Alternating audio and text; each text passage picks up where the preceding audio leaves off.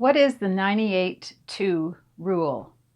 This is in comparison to the 80-20 rule, which you've probably heard about related to diets.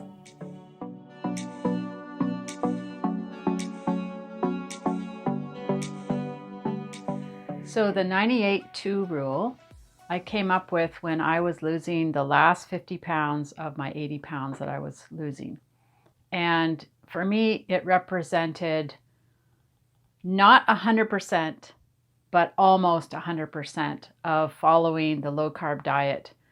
And that was the only way that I could really get into recovery from being a sugar addict, which I acknowledged that I was, and that was the turning point for me.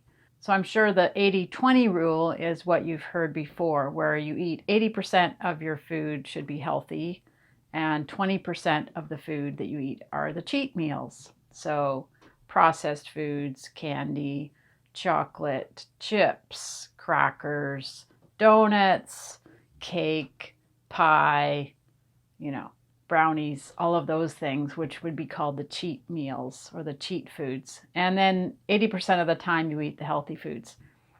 Well, if you've tried that, which I had tried many times when I was yo-yo dieting throughout the decades, it's really hard to tell the difference between 80 and 20 compared to 98 and 2. So 98 and 2, if you can imagine a plate that's 100%, whatever's on your plate, 2% is a tiny, tiny portion. Whereas 80 and 20, it's easy to make the 80 and 20 become 70 and 30, 60, 40, 50, 50, and then there goes the diet. So I found when I changed my brain and I said, why don't I try this 98-2 idea, where it's just a fraction of the things that maybe it's the processed sausage that I eat, or the bacon that has some nitrates that's not perfect, or I eat ham with inside a omelet, and the ham has some chemicals in it.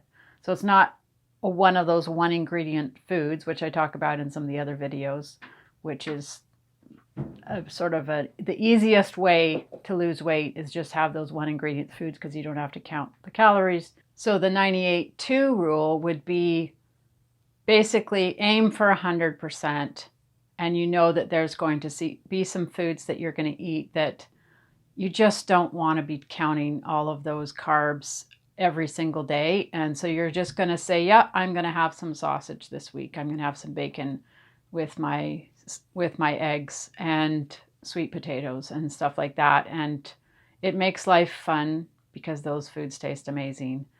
And I currently think that the 98-2 works really well when you're losing the weight. You just basically aim for being as close to 100 as you can, and you will lose the weight. It's logical. That's how it worked for me. You're going to do it.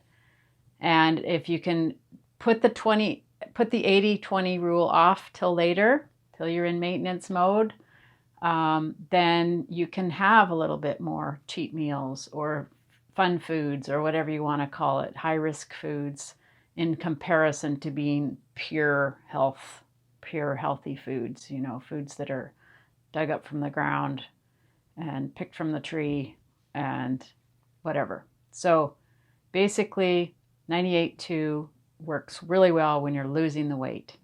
Thanks for watching.